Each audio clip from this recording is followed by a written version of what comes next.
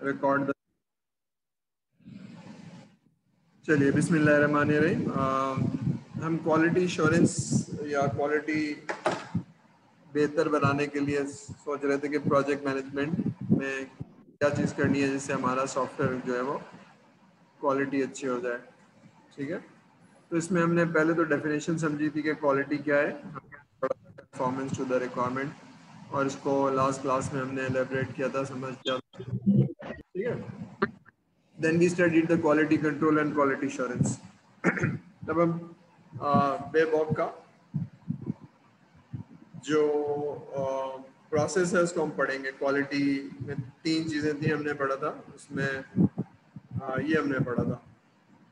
ठीक है, तो any question from the previous lecture, कोई चीज़ तीनों में से कोई चीज़ नहीं समझ में आई हो, क्वालिटी की डेफिनेशन या क्वालिटी कंट्रोल और क्वालिटी एश्योरेंस, ऐसी कोई चीज़ है online class? Anything you would like to explain again, कोई चीज़?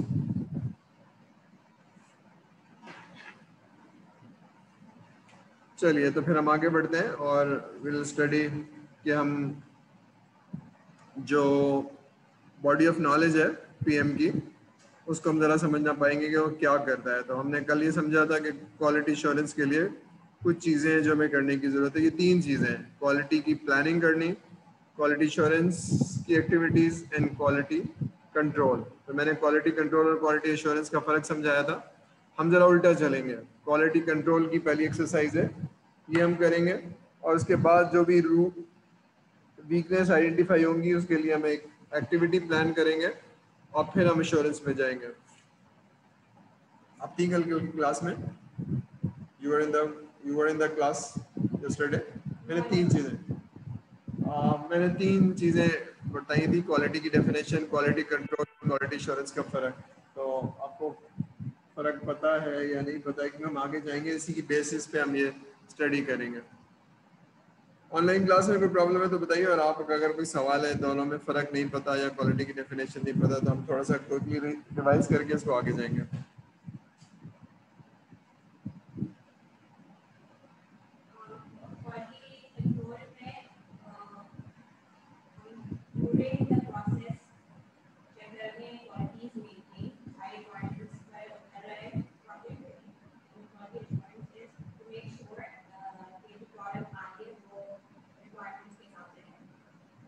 ठीक है,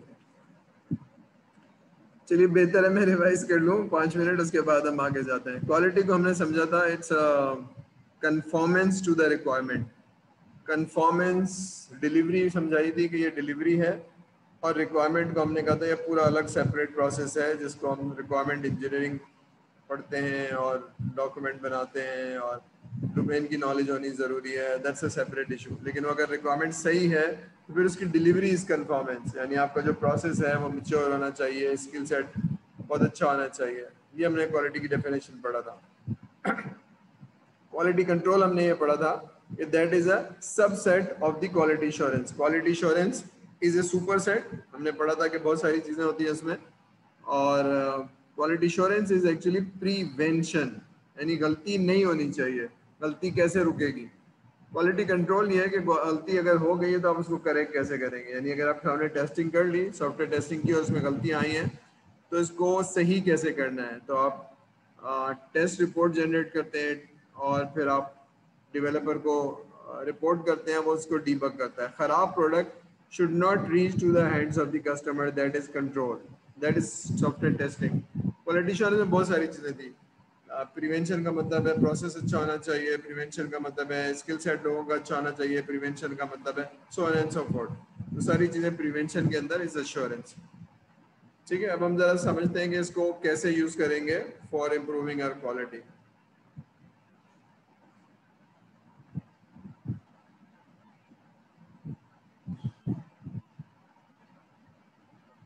पहली चीज़ हमने पढ़ी थी quality planning, then quality assurance and then quality control.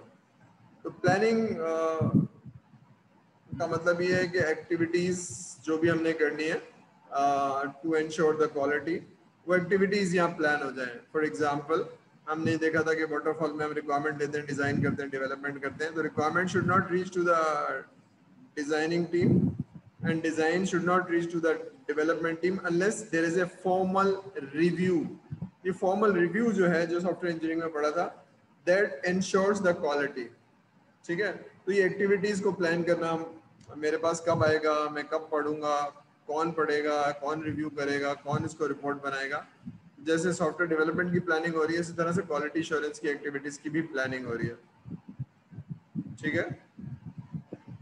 Number 3 line में लिखा हुआ है, क्या लिखा हुआ है, the modern quality management is plan and is not inspected in. इसका क्या मतलब है, कल सर ने समझाया था, कोई ऑनलाइन क्लास से बताएगा सर को, व्हाट डज दैट मीन, याद है किसी को?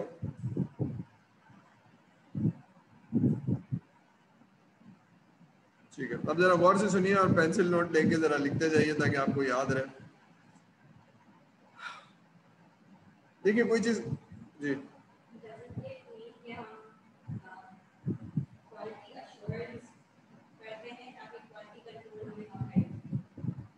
सही सही है.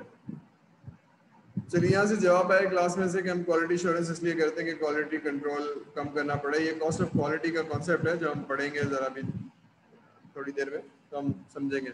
इस थर्ड लाइन का मतलब ये है, क्वालिटी को इंश्योर करने के लिए अच्छे प्रोसेस हो, अच्छी टीम हो और फोकस हो मेंटेन करने का, तो फिर आप कुछ एक्टिविटीज करेंगे जिसकी वजह से क्वालिटी इंश्योर होगी. ऐसा नहीं है कि आप चीज़ों को, जैसे अगर आपकी असेंबली लाइन है तो सही चीज़ों को आप आगे भेजते जाएंगे और ख़राब चीज़ों को निकालते जाएंगे, दैट इज़ नॉट इनफ. ये कह रहा है क्वालिटी मैनेजमेंट में दैट इज़ नॉट इनफ, क्योंकि अगर थोड़ी सी चीज़ें ख़राब हो रही हैं तो there is a great possibility कि ज़्यादा चीज़ें ख़राब हो अगर आपका मैन्युफैक्चरिंग या कल्चर नहीं है क्वालिटी का. तो इंस्पेक्ट करना इज़ अ फर्स्ट स्टेप कि ख़राब चीज़ कस्टमर के पास नहीं चाहिए. तो ख़राब चीज़ों को कंट्रोल करने का तरीका क्या है, प्रिवेंशन. तो प्लान कर लो जो चीज़ें करनी है, ये इसका मतलब है. ठीक है ना, क्वालिटी एश्योरेंस को प्रोएक्टिवली करोगे तो फिर क्वालिटी कंट्रोल कम हो जाएगी. ठीक है, ये हमने कल देखा था क्विकली, और इसको हमने उल्टा शुरू किया था कि आउटपुट हमारा क्या होगा क्वालिटी प्लान का, और इसके टूल्स क्या हैं और इसके इनपुट क्या हैं. ठीक है, तो हम इसको उल्टा ही पढ़ेंगे कि हमें इस प्रोसेस के थ्रू हमें एक प्लान बनाना है. ठीक है ना, तो हमने कहा था अगर फॉर एग्जांपल सॉफ्टवेयर डेवलपमेंट कर रहे हैं तो हम रिक्वायरमेंट डिज़ाइन डेवलपमेंट कर रहे हैं, तो इसमें कुछ एक्टिविटीज होगी जिससे हम इंश्योर करेंगे कि हमारा जो प्रोडक्ट है वो बहुत बेहतर है, उसमें एरर्स नहीं है. क्वालिटी की डेफिनेशन ये है कि उसमें एरर्स नहीं है, जो कस्टमर ने कहा वो आपने डिलीवर कर दिया. तो how would you ensure that? तो खाली सॉफ्टवेयर डेवलपमेंट या कोडिंग के बाद टेस्टिंग ना करें, हर आर्टिफैक्ट के बाद टेस्टिंग कर लें, तो इससे आपकी क्वालिटी एश्योरेंस बेहतर हो जाएगी. तो जो एक्टिविटीज आप कर रहे हैं उसको प्लान कर लेंगे. तो ये जो पहला आइटम है आउटपुट का, क्वालिटी मैनेजमेंट प्लान, ये वही चीज़ है. क्लियर हो रही है आप लोगों को बात? आपको हो रही है? You understand what I am saying? ठीक है, तो ये वही चीज़ है कि क्वालिटी मैनेजमेंट प्लान का मतलब है व्हाट आर द एक्टिविटीज. ठीक है, तो फॉर एग्जांपल मैंने रिक्वायरमेंट ली और मैं क्योंकि एक्सपीरियंस हूँ और मैं एज्यूम कर रहा हूँ कि मैं गलती नहीं करता, तो मैंने उठा के डिज़ाइन को दे दिया, and there is a great possibility अगर वो रिव्यू होता तो उसमें 4 गलतियाँ पकड़ी जाती. ठीक है, तो क्वालिटी एश्योरेंस क्या कहता है कि भाई आप डॉक्यूमेंट आगे नहीं भेजेंगे, आप हमें भेजेंगे, और वो जब आप हमें भेजेंगे हम 3 दिन लगाएंगे, किसी से रिव्यू करवाएंगे, उसकी रिपोर्ट जनरेट करेंगे और आपको बताएंगे SRF, और फिर ये SRS रिवाइज होगी. ठीक है, फिर आगे जाएगी डिज़ाइन टीम में, फिर डेवलपमेंट टीम में. ठीक है, तो ये रिव्यू फॉर्मल रिव्यू कहलाते हैं. फॉर्मल रिव्यू का मतलब है टाइम लगेगा, रिपोर्ट जनरेट होगी और आपको फीडबैक दिया जाएगा. ठीक है, तो ये प्लान करने की जरूरत है कि आप रिक्वायरमेंट कब खत्म करेंगे, SRS कब बनाएंगे, 3 दिन का रिव्यू होगा, फिर उसकी अगर मॉडिफिकेशन करनी है या सेकंड रिवीजन आना है तो रिवीजन आएगा, उसके बाद वो डिज़ाइन में जाएगा. तो 2 ज़्यादा एक्टिविटीज, इस तरह से डिज़ाइन डॉक्यूमेंट बनेगा. इसी तरह से कोड का भी रिव्यू होता है, मैंने बताया था. कोड की टेस्टिंग की बात नहीं हो रही, कोड के रिव्यू की बात हो रही है. तुम्हें बताएगा कोड के रिव्यू में सर ने क्या बताया था? कोड के रिव्यू का ऑब्जेक्टिव क्या है आपके ख्याल में, अगर मैं किसी से कोड रिव्यू करवा रहा हूँ तो? ऑनलाइन क्लास बताएगा कोई सर को?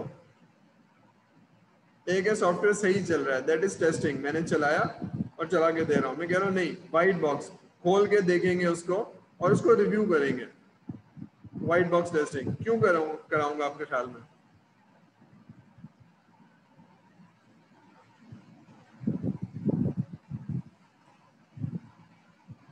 इसलिए कराऊंगा कि there has to be a company policy. हम सॉफ्टवेयर इंजीनियरिंग में पढ़ा था कि सॉफ्टवेयर बनाना नहीं है, इसको 10 साल चलाना है। 10 साल चलाने का मतलब है मेंटेनेबल हो, अगर कोई चीज़ गलत हो गई है तो सही हो जाए, और अगर कोई इन्हांसमेंट करनी है तो वो आसानी से हो जाए। तो कब होगी आसानी से? देन कोड इज रीडेबल और आसान स्ट्रक्चर्ड होगा, आसान लॉजिक होगी और सारी चीज़ें उसमें एक्सप्लेन की गई होंगी। ठीक है, तो इसका मतलब है नेमिंग कन्वेंशन, इसका मतलब है कोडिंग कन्वेंशन, इसका मतलब है कमेंट्स, इसका मतलब पूरी पॉलिसी है। तो वो पॉलिसी उसमें इम्प्लीमेंट हुई है कि नहीं है? सही एग्जीक्यूट हो रहा है, टेस्ट केस सही चल रहा है, लेकिन पॉलिसी इम्प्लीमेंट नहीं हुई है, वो टेस्ट वो रिव्यू से पास नहीं होगा। बात समझ में आ रही है? ऑनलाइन क्लास बात समझ में आ रही है? सर ने क्या कहा?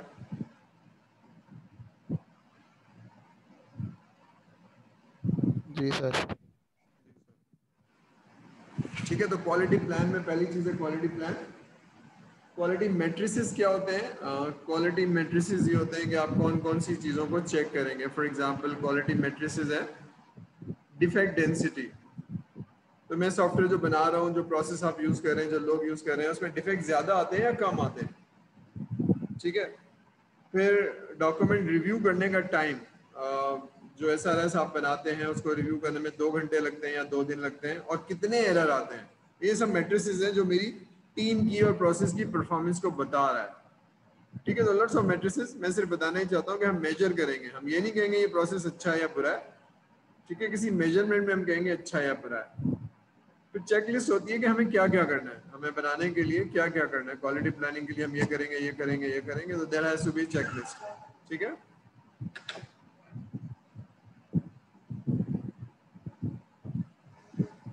फिर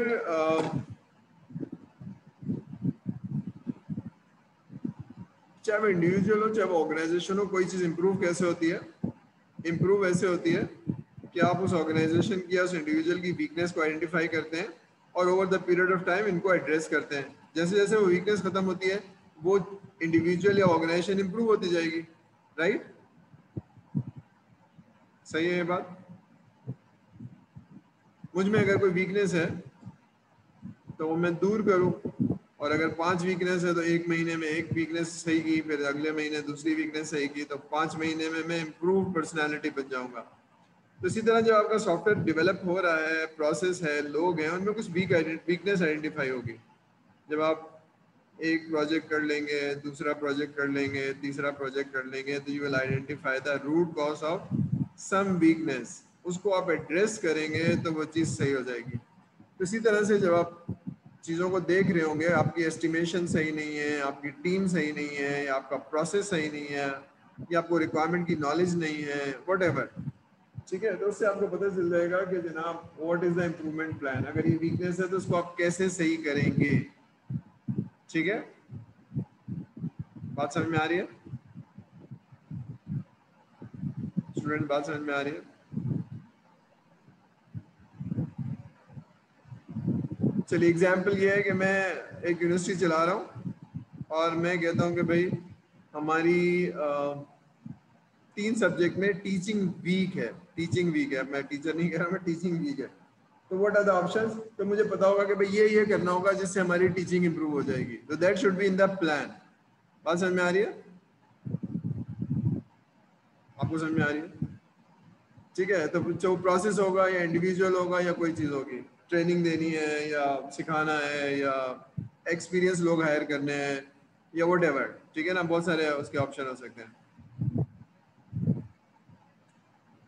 ठीक है, आखिरी चीज़ ये कि जब आप चीज़ों को नोट करें, चाहे वो सजेशंस हो, चाहे वो इम्प्रूवमेंट प्लान हो, चाहे वो टेम्पलेट हो। ठीक है ना, जो आप SRS का एक टेम्पलेट यूज़ कर रहे हैं, अगर वो अप टू द मार्क नहीं है तो वीकनेस आइडेंटिफाई करिए और उसमें कोई चीज़ डाल ली है, कोई चीज़ निकाल ली है, तो उसको इम्प्रूव करिए। फिर जो कुछ मैंने कहा, जो कुछ किसी और ने कहा, जो सजेशंस हैं, वो हवा में नहीं उड़नी चाहिए। ठीक है ना? और वो डॉक्यूमेंट होनी चाहिए और उस पर एक्शन होना चाहिए। अगर वो खाली डॉक्यूमेंट हो गई और उसमें कुछ नहीं हो रहा है तो इम्प्रूवमेंट नहीं आएगी। ठीक है, क्लियर हो रही है बात? तो डॉक्यूमेंट होना जरूरी है और उन पे एक्शन आइटम होना जरूरी है। फॉर एग्जाम्पल, मैं एक यूनिवर्सिटी चला रहा हूँ और उसमें HEC ने या किसी ने विजिट किया और कहा कि 1 2 3 ये वीकनेस है, तो वो डॉक्यूमेंट तो हो गई। फिर नेक्स्ट उनका वो आया विजिट, तो वो वीकनेस फिर आइडेंटिफाई हो गई। और भाई आपको बता के गए थे ना इनको सही कर लो, तो डॉक्यूमेंट होना और उस पर एक्शन होना। नहीं हो रहा है तो वो क्वालिटी वैसी है, अगर वो एक्शन हो रहा है तो क्वालिटी इंप्रूव हो जाएगी। तो अगर मुझे किसी ने बताया था कि आपकी SRS वीक है या आपकी नॉलेज बिजनेस नॉलेज वीक है, तो मैं लोगों को भेजूं, बैंकिंग की नॉलेज ले लूं या कुछ और कर लूं, तो ये एक वीकनेस आइडेंटिफाई थी। वो पूछेंगे एक्शन क्या लिया था, हम 3 महीने की ट्रेनिंग भेजी हुई थी या 3 दिन की ट्रेनिंग पे भेजा था। ठीक है, तो that should be documented and with actions. Clear है ये बात? जी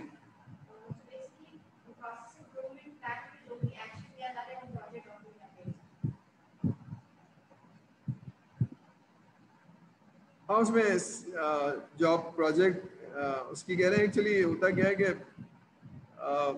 इंस्पेक्शन होता है, ऑडिट होता है, बहुत सारी चीज़ें होती हैं, तो वो सारी सजेशन डाल दी जाती है, कहीं डॉक्यूमेंट हो जाती हैं। तो एक तो वो है, दूसरा एक टेम्पलेट भी हो सकता है, उसकी वीकनेस होती है। तो जो भी वीकनेस आइडेंटिफाई हुई, जो भी सजेशन दी गई, जो भी नॉन कन्फॉर्मिटी कहते हैं कि प्रोसेस ये कहता है और आप कर ये रहते हैं, तो वो भी एड्रेस होती है। सारी चीज़ें जो जो leading towards the weakness of the output. ठीक है ना? मसलन मैं बच्चों को कह रहा हूँ पढ़ो, बच्चे नहीं पढ़ रहे। बच्चों को कहा कि रीडिंग हैबिट बढ़ाओ, लेकिन माशरा कह रहा है नहीं, पढ़ने की जरूरत नहीं है, खाली वीडियो देख लो। तभी सारी चीजें जिससे एक्शन नहीं आ रहा, सजेशन तो दी जा रही है, एक्शन नहीं आ रहा, तो वीकनेस एड्रेस नहीं होगी। ठीक है, तो आपकी बात सही है कि जो भी प्लान के अंदर है वो नोट डाउन हो जाए, लेकिन उसके अलावा भी हो सकती है। अब ये इनपुट्स हैं, जरा मैं पीछे जा रहा हूँ। ये इनपुट्स हैं, ये इनपुट देखेंगे, फिर हम टूल्स देखेंगे, फिर उसके आउटपुट देखेंगे। तो डिटेल में देखेंगे तो आपको ये कितने आउटपुट नजर आ रहे हैं? 7 इनपुट नजर आ रहे हैं। तो एक एक इनपुट को हम जरा देख लेते हैं। पहला इनपुट लिखा हुआ है स्कोप बेस लाइन। ठीक है, बेस लाइन का मतलब है एग्रीड एंड अप्रूव। ये बात आपको मैंने बताई थी कि बेस लाइन का मतलब है कि जिसने बनाया है और जिसने देखा है, वेंडर और कस्टमर को एक चीज बनाई और प्रोजेक्ट का सारी चीजें। तो अब जो भी स्कोप है इम्प्रूवमेंट का, ठीक है ना, टेक्निकल इश्यूज, जो कंसर्न्स, कोई अजम्पशंस, जो भी है आपका, ठीक है ना, वो सारी चीज़ें आप नोट डाउन कर लें और उसकी डिटेल बना लें, जो भी आपका WBS के अंदर, जो भी वर्क के अंदर। तो this is not software deliverable, this is actually quality की क्या चीज़ें आपने करनी है, कौन से एक्शन आइटम करने हैं, ये उसकी बात हो रही है। ठीक है,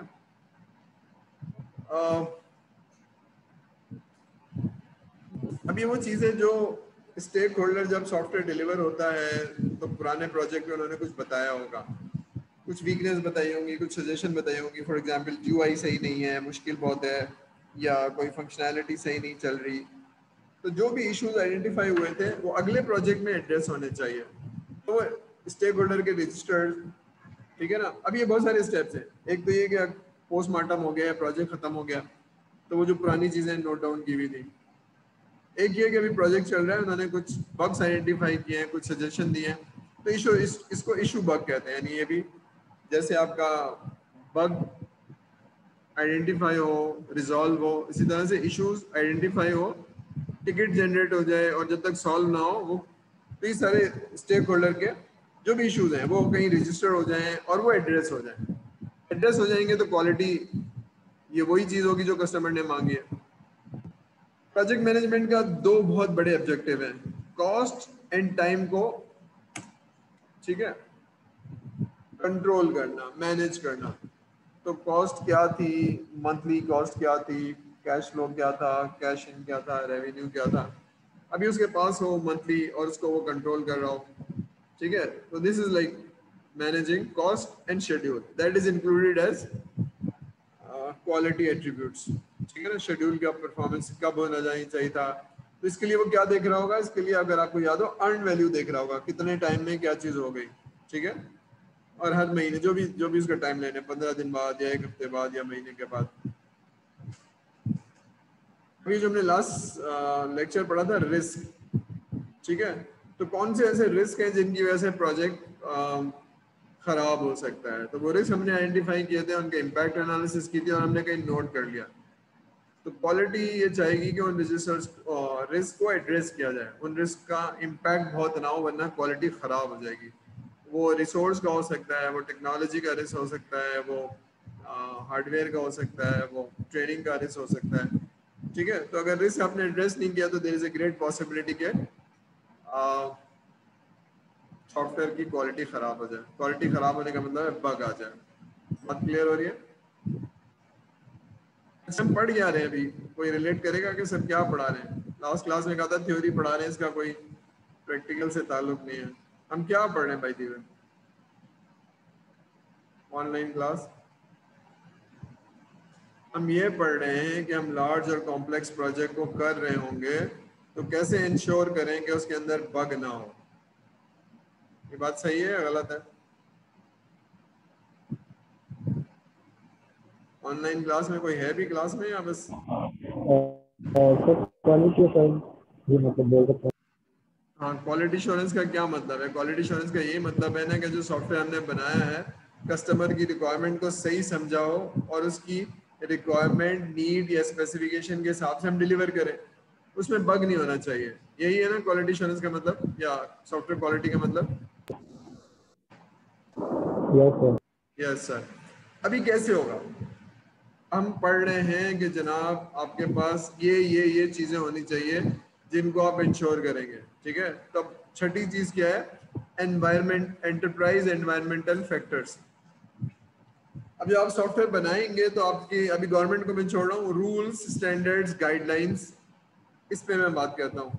फॉर एग्जांपल मेरा एक सॉफ्टवेयर हाउस है जिसकी हाइजीनिक कंडीशन अच्छी नहीं है, लाइट अच्छी नहीं है, ऑफिस अच्छा नहीं है, लोग बहुत हेल्दी एनवायरनमेंट में काम नहीं कर रहे। आपका ख्याल में आउटपुट बहुत अच्छा होगा, एवरेज होगा, खराब होगा?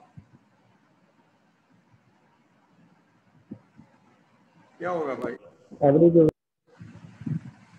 खराब होगा। तो इसका मतलब है कि इंसान की फितरत ये है कि साफ सुथरा, अच्छी रोशनी, हवादार, टेम्परेचर, तो ये सारी एनवायरनमेंट है जो आपके अतराफ में आपको इम्पैक्ट करेंगी। ठीक है, अगर इस कमरे में एसी ना चल रहा हो तो मैं पसीने में शराब हो, मैं पढ़ा नहीं पाऊंगा। पढ़ा तो दूंगा, अटेंडेंस भी ले लूंगा आधे घंटे पहले, मतलब I would not be comfortable in teaching. तो एनवायरनमेंट का अच्छा होना, टेम्परेचर का अच्छा होना, सफाई होना, ये सारी चीज़ें बहुत ज़रूरी है। ठीक है ना, वर्किंग एंड ऑपरेटिंग कंडीशन। ये बात क्लियर हो रही है? अगर ये नहीं होगी तो सॉफ्टवेयर की क्वालिटी इम्पैक्ट होगी, कोई जान छुड़ाएगा, जल्दी जल्दी करेगा। राइट? सही है भाई? ठीक है, चलिए। और एक और इम्पॉर्टेंट चीज़ है, आपके जो प्रोसेसेस हैं जिसको आप एसओपी कहते हैं, आप उसको एसओपी नहीं, ऑर्गेनाइजेशन प्रोसेस एसेट्स, यानी जो आपके काम करने का तरीका है, आप सॉफ्टवेयर कैसे बनाते हैं। ठीक है, एजाइल से बनाते हैं आप, वाटरफॉल से बनाते हैं आप, स्पाइरल से बनाते हैं। तो आपका जो भी प्रोसेस है, जो भी पॉलिसीज है, जो भी टीम है, ये सारी चीज़ें आपकी। ठीक है, तो जो नीचे लिखी हुई है हिस्टोरिकल डेटाबेस लेसन लर्न का मतलब है आप इम्प्रूव हो रहे हैं या नहीं हो रहे हैं। यानी आपको जो हिस्टोरिकल डेटाबेस से आपको पता चला था वीकनेस नंबर 1, तो वीकनेस नंबर 1 चौथे प्रोजेक्ट तक भी है या खत्म हो गई है? अगर वो खत्म नहीं हुई है तो इसका मतलब है you are not focused to improve, you are not improving your quality. ठीक है, लेसन लर्न प्रीवियस प्रोजेक्ट में क्या थे, उन्होंने बताया था ये उसकी बेसिस पे आपने क्वालिटी की पॉलिसी को चेंज किया कि नहीं किया। ठीक है, अगर आपने किया होगा, एक्शंस लिए होंगे, तो आपकी स्लाइटली बेहतर होगी, फिर अगले प्रोजेक्ट में स्लाइटली बेहतर होगी या बहुत बड़े इम्पैक्ट से बेहतर होगी। लेकिन if you take an action या एक्टिविटीज़ जो आइडेंटिफाई हुई वीकनेस, तो इम्प्रूव हो जाएगी। ठीक है, तो ऑर्गेनाइजेशन का प्रोसेस, ऑर्गेनाइजेशन के जो एसओपीज हैं उसको एड्रेस करना इन टर्म्स ऑफ जो भी इश्यूज आइडेंटिफाई हो, वीकनेस आइडेंटिफाई हो। ठीक है, तो दीज आर द इनपुट्स। ठीक है, अब ये टूल्स हैं क्वालिटी प्लानिंग करते वक्त, कॉस्ट क्या है, बेनिफिट क्या है, ये सब आपने देखना है। ठीक है, ये हम किसी भी प्रोजेक्ट में देखते हैं। इसको जरा गौर से देखिए, कॉस्ट ऑफ क्वालिटी जरा पढ़िए। What is cost of quality?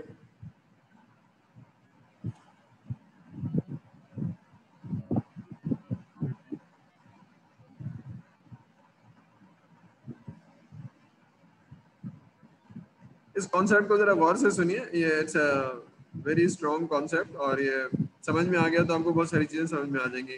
Quality assurance होती क्या चीज है, ठीक है। सॉफ्टवेयर बनाने की एक कॉस्ट है, ठीक है। सॉफ्टवेयर बनाने की कॉस्ट क्या है कि जी ये वाला जो स्कोप है इसको कन्वर्ट करने में, डिज़ाइन और कोड में, ये 10 आदमी है 4 महीने लगाएंगे और ये सॉफ्टवेयर बना देंगे, ठीक है। तो that is a estimated cost, तो ये ब्लू कलर से लिखी हुई है, कॉस्ट ऑफ कंफॉर्मेंस, ठीक है। ये कॉस्ट लगेगी, और जो कॉस्ट ऑफ नॉन कंफॉर्मेंस है जीरो होगी अगर आपने ये काम पहली दफा में सही किया और कोई एरर नहीं आया, कोई बग नहीं आया, तो ये कॉस्ट जीरो होगी। ये कॉस्ट जीरो नहीं होगी उस सूरत में अगर आपने पहली दफा काम नहीं किया, जो सॉफ्टवेयर बना उसके अंदर एरर थे, टेस्टिंग हुई, फिर दोबारा आपके पास आया और आपने उसको बनाया, फिर दोबारा से टेस्टिंग हुई, तो थोड़े से कम एरर हुए लेकिन 12 एरर अभी भी मौजूद है। तो फर्स्ट आइट्रेशन के बाद सेकंड आइट्रेशन, थर्ड आइट्रेशन, जो सेकंड और थर्ड आइट्रेशन है सॉफ्टवेयर डेवलपमेंट की, एक्स्ट्रा टाइम और एक्स्ट्रा कॉस्ट है, ये नॉन कन्फॉर्मिटी की कॉस्ट है। ये जितनी ज्यादा होगी एक्स्ट्रा टाइम और एक्स्ट्रा कॉस्ट लग रहा है, ये कब होगी आपके ख्याल में? अब ये एक्स्ट्रा कॉस्ट कब होगी आप बताइए?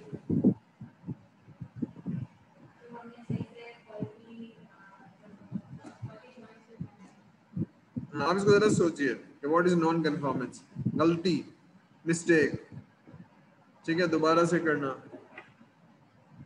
जी एनीबॉडी इज रिप्लाइंग, क्या जवाब आ रहा है भाई, जरा देखो मैं।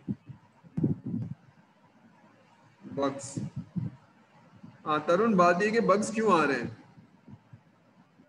हाँ, this is one of the reason, not having complete requirement, multiple reason हो सकता है ना। अब ये इन सारे मल्टीपल रीजंस को आप एड्रेस करेंगे तो दैट इज कॉल्ड प्रिवेंशन। बस मेरी इस कॉस्ट को जीरो तो नहीं होती है लेकिन मिनिमाइज करेंगे थ्रू प्रिवेंशन। कल मैंने एग्जांपल दी थी कि अगर मेरी गाड़ी पंचर हो जाए तो मुझे टायर चेंज करना होगा, आई हैव नो ऑप्शन, इसको कंट्रोल करना होगा, मैं बगैर उसके जा नहीं सकता हूँ, ठीक है। लेकिन मुझे मेरे बच्चे कहते हैं कि आप टायर चेंज करवा लें, हवा चेक किया करें और इस रास्ते से मत जाया करें। What is that? That is all prevention. कि टायर खराब होगा तो रोजाना पंचर होगा, हवा सही नहीं होगी तो रोजाना ट्रेवल करेगी, और इस रास्ते में तो पता है आपको रास्ता खराब है, ठीक है। तो दैट इज प्रिवेंशन, ठीक है। कंट्रोल तो करना ही है, तो जितनी दफा खराब होगा उतनी दफा मुझे टायर बदलना पड़ेगा, दैट इज नॉन कन्फॉर्मेंस। तो जब सॉफ्टवेयर सही नहीं बनेगा, और सॉफ्टवेयर सही क्यों नहीं बनेगा उसकी दो मेजर वजहें जो हमने कल पढ़ी थी, ठीक है। प्रोसेस सही नहीं है आपका, मिच्योर नहीं है, उसमें गलतियों की प्रोबेबिलिटी है, या आपकी जो टीम है वो required skill set and experience नहीं है। तो ये दो की वजह से बहुत प्रोबेबिलिटी ऑफ जो हमने सॉफ्टवेयर इंजीनियरिंग में पढ़ा था, प्रोबेबिलिटी ऑफ एरर इंक्रीज हो जाएगी, ठीक है। ठीक है भाई, अब मैं इसको एग्जाम्पल से समझा रहा हूँ। अब ये जरा देखिए कॉस्ट ऑफ क्वालिटी, मैंने एक सॉफ्टवेयर बना रहा हूँ, एक इन नंबर पे नहीं जाइएगा, बस ये देखिएगा कि नंबर हैं क्या और ये इंक्रीज क्यों करेंगे। तो मैंने एक छोटा सा मॉड्यूल बनाया, उसमें का 60 आवर्स डेवलपमेंट में और टेस्टिंग इन्वेस्टिंग करके मेरे 20 आवर्स है, तो 80 आवर्स में सॉफ्टवेयर बन जाएगा। जाहिर सी बात है, इसमें आवर्स टाइम एस्टिमेट किया होगा और उसमें कॉस्ट एस्टिमेट की होगी, ठीक है।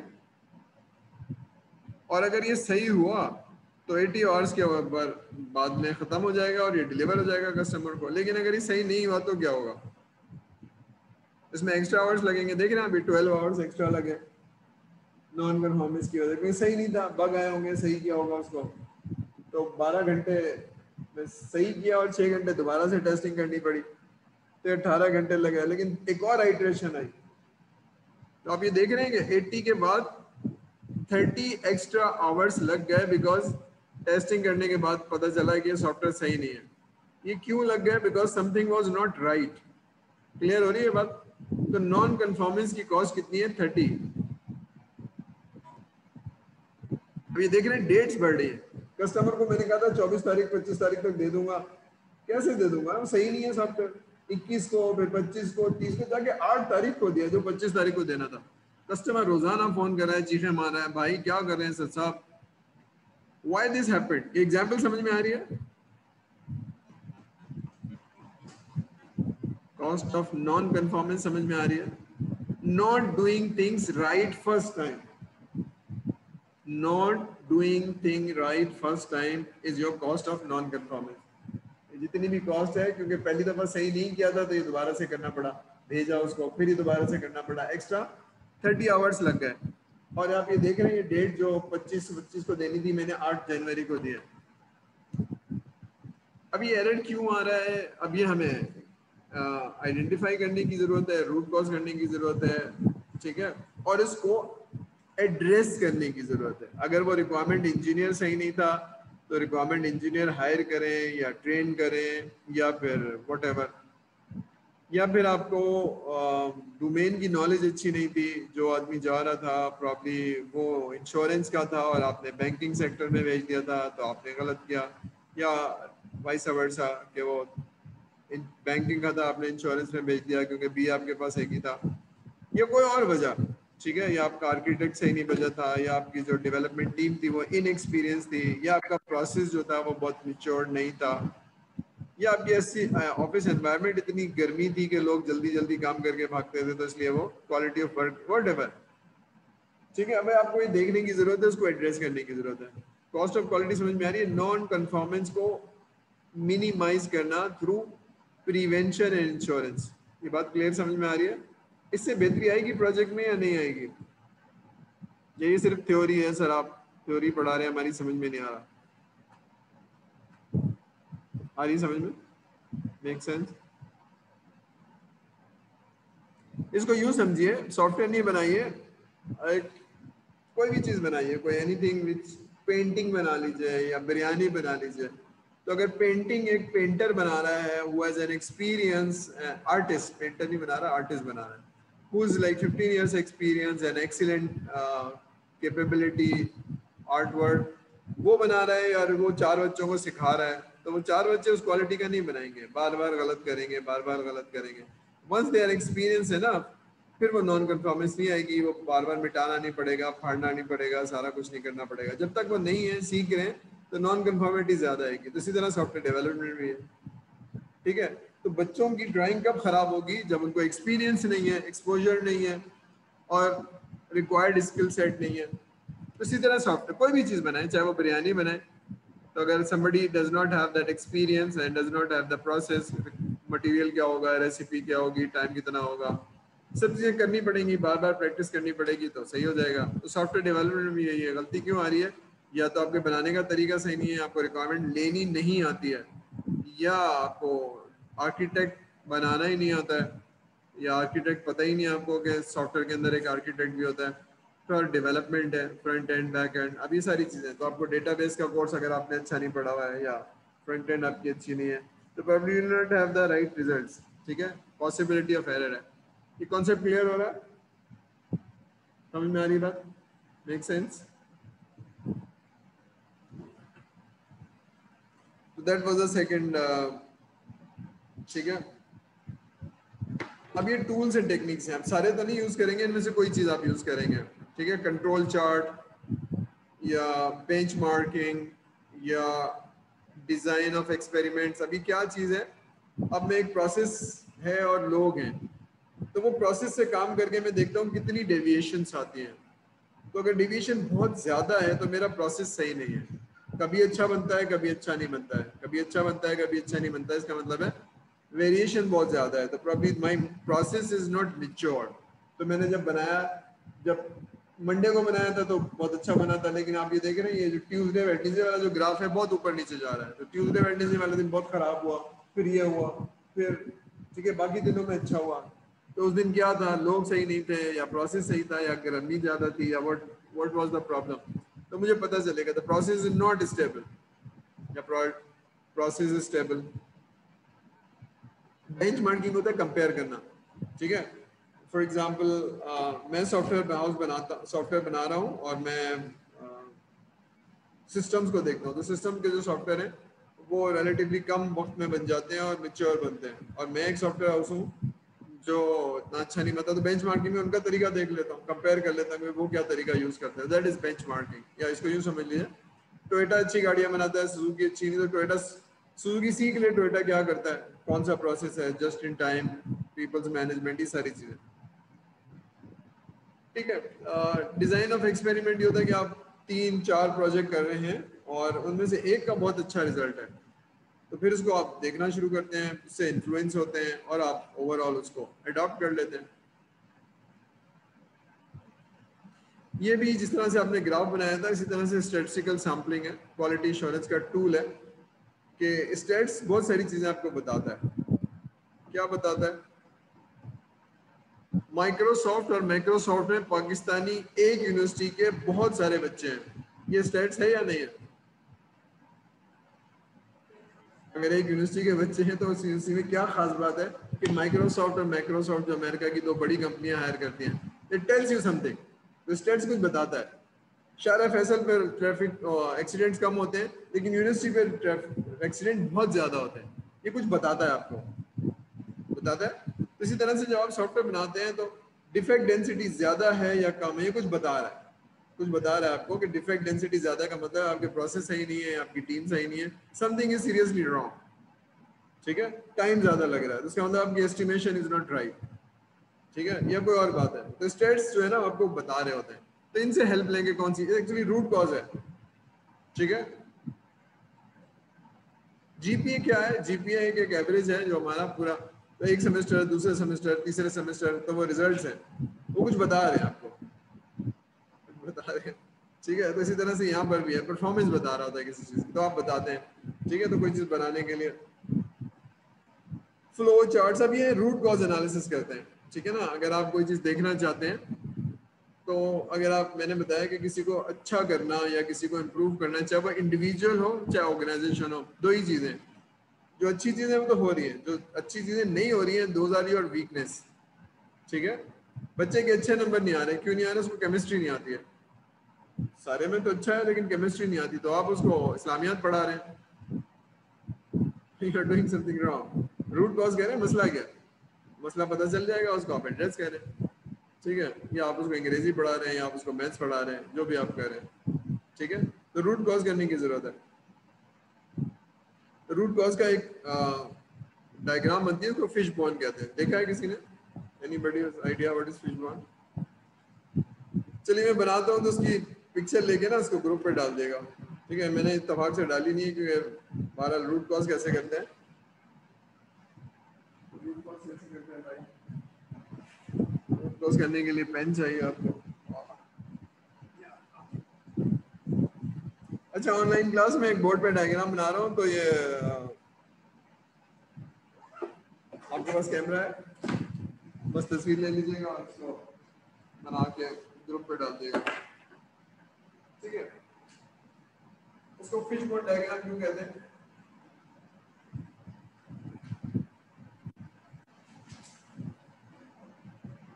इसकी शक्ल